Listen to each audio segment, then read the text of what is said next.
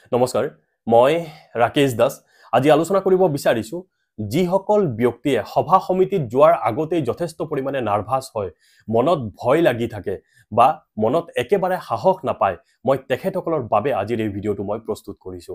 আজিৰ এই ভিডিঅটো বনোৱাৰ কাৰণ হ'ল মোক এজন ব্যক্তিয়ে কমেন্টত লিখি দিছে যে মই সভাত উপস্থিত হোৱাৰ আগতেই যথেষ্ট পৰিমাণে মই নাৰ্ভাস হওঁ মোৰ কেৱল ভয় লাগি থাকে মই তেখেতক সহায় কৰাৰ উপৰিও যিসকল ব্যক্তি এনেকুৱা সিচুৱেচনৰ মুখামুখি হয় মই তেখেতসকলক আজিৰ এই ভিডিঅটোৰ জৰিয়তে মই সহায় কৰিব বিচাৰিছো মই আপোনালোকক ক'ব বিচাৰিছো যে ইমান ভয় নকৰিব যদি আপুনি ভয় কৰে তেতিয়াহলে আপোনাৰ সপোন কেতিয়াও বাস্তৱ ৰূপ নাপায়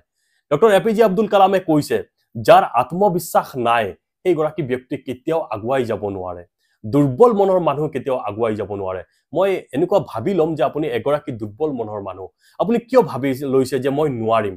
মই সভাত গলে মোৰ ভুল হ'ব নেকি মানুহে হাঁহিব নেকি মানুহে কি ক'ব এনেকুৱা ধৰণৰ কথাবোৰ কিয় আপুনি ভাবি লৈছে আপোনাৰ মনত যথেষ্ট পৰিমাণে নেগেটিভিটি যথেষ্ট পৰিমাণে আছে আৰু সেই কাৰণে আপুনি কথাখিনি সদায় এনেকুৱা ধৰণৰ কথা ভাবি থাকে আপুনি পজিটিভ ভাবক কাৰণ আপুনি জীৱনত আগুৱাই যাব লাগিব আপুনি যদি ৰাজনেতা হ'ব বিচাৰে আপুনি ৰাজনৈতিক সংগঠনৰ লগত ৰিলেটেড আপুনি দল সংগঠনৰ লগত ৰিলেটেড আপুনি সমাজৰ ভাল কাম কৰিব বিচাৰিছে তেতিয়াহলে আপুনি স্পীচ দিব লাগিব আপুনি সমাজৰ আগত কথা পাতিব লাগিব নহলে এছামে আপোনাক ব্যৱহাৰ কৰিব আপুনি সংগঠন কৰক চাব আপোনাক আপোনাৰ যিখিনি শীৰ্ষ নেতৃবৃন্দ আছে তেখেতসকলে আপোনাক সদায় ব্যৱহাৰ কৰিব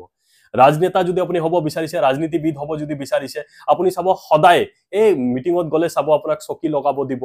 ফ্লেগিং কৰিব দিব আৰু কিবা কিবি কৰিব দিব আপোনাক কেতিয়াও নেতা হ'ব আপোনাক নিদিয়ে কাৰণ আপুনি স্পীচ দিব নোৱাৰে আপুনি ভাষণ দিব নোৱাৰে এনেকুৱা ধৰণৰ যদি আপুনি চলি থাকে তেতিয়াহলে আপুনি আপোনাৰ সপোনবোৰ কেতিয়াও বাস্তৱ ৰূপ নাপাব একাৰণে কনফিডেন্টলি আপুনি ভাবি লওক যে মই পাৰিম আৰু সভা সমিতি যোৱাৰ লগে লগে আপুনি নাৰ্ভাস হোৱাৰ একো নাই আপুনি প্ৰথমটো সভাপতিজনক সম্বোধন কৰি ল'ব আপুনি যিকোনো সভাৰ এটাই কথা মনত ৰাখিব যে সভাপতিজনক সম্বোধন কৰি ল'ব আৰু মনৰ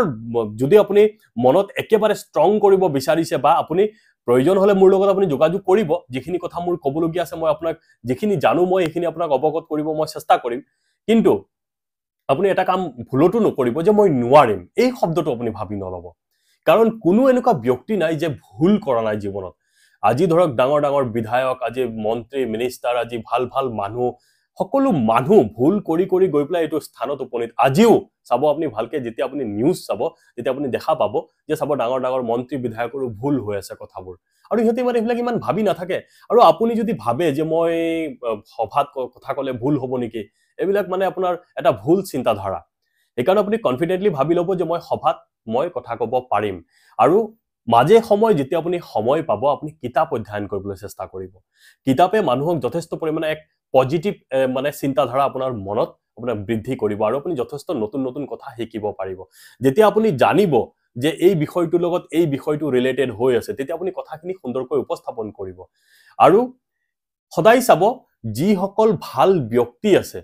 ধৰক আপুনি কোনোবাই ভাল ব্যক্তিয়ে ভাল ভাষণ দিয়ে যাক আপুনি ধৰক ফলো কৰে তেনেকুৱা ধৰণৰ ব্যক্তিৰ কথাখিনি আপুনি মন দি শুনিব আৰু সভাপতিত যোৱাৰ লগে লগে আপুনি মনত এটা কনফিডেন্স ৰাখিব যে মই সভাত কথা ক'ব পাৰিম আপুনি নাৰ্ভাস নহব যদি নাৰ্ভাস হয় তেতিয়াহলে আপুনি জীৱনতো কথা পাতিব নোৱাৰিব আপুনি এগৰাকী ভাল আপোনাৰ যি সপোন সেই সপোনত আপুনি উপনীত হ'ব নোৱাৰিব সদায় মানুহে আপোনাক ব্যৱহাৰ কৰিব সভাপতিক সম্বোধন প্ৰথমে কৰি ল'ব মঞ্চত বহি থকা মানুহখিনিক সম্বোধন কৰিব শ্ৰদ্ধাৰ ৰাইজ মই সকলোকে মোৰ সেৱা আগবঢ়াইছো আৰু যদি আপুনি কাৰোবাক ডেজিগনেশ্যন নাজানে তেতিয়াহলে উপস্থিত সদন সন্মানীয় সভাপতি সদায় সভাপতিক আগতে সম্বোধন কৰি ল'ব আৰু যিসকল ব্যক্তি আছে তেখেতসকল আপুনি ডেজিগনেশ্যন নাজানে উপস্থিত সদন মই সকলোকে মোৰ সেৱা আগবঢ়াইছো এইখিনি কথাটো আপুনি ক'ব পাৰিব এইখিনি কৈ পেলাই আপোনাৰ যিখিনি মনৰ কথা আছে আপুনি এইখিনি প্ৰকাশ কৰিলে আপুনি একেবাৰে ঘৰুৱা ভাষাত আপুনি বেছি আৰ্টিফিশিয়াল কৰিব নোৱাৰিব আৰু আপুনি এটা কথা মনত ৰাখিব বেছি দীঘলীয়া কৰিব চেষ্টা নকৰিব বেছি যদি আপুনি দীঘলীয়া কৰিব যায় তেতিয়াহলে হয়তো আপোনাৰ খেলিমেলি হ'ব বা আপোনাৰ ভুল হ'ব পাৰে কাৰণ আপুনি ফাৰ্ষ্ট টাইমৰ কাৰণে দিছে তো এনেকুৱা ধৰণৰ দুই তিনিটা মানে সভাত যদি আপুনি কথা কয় তেতিয়াহলে মই ভাবো আপুনি সুন্দৰকৈ সভাপতিত কথা ক'ব পাৰিব ধন্যবাদ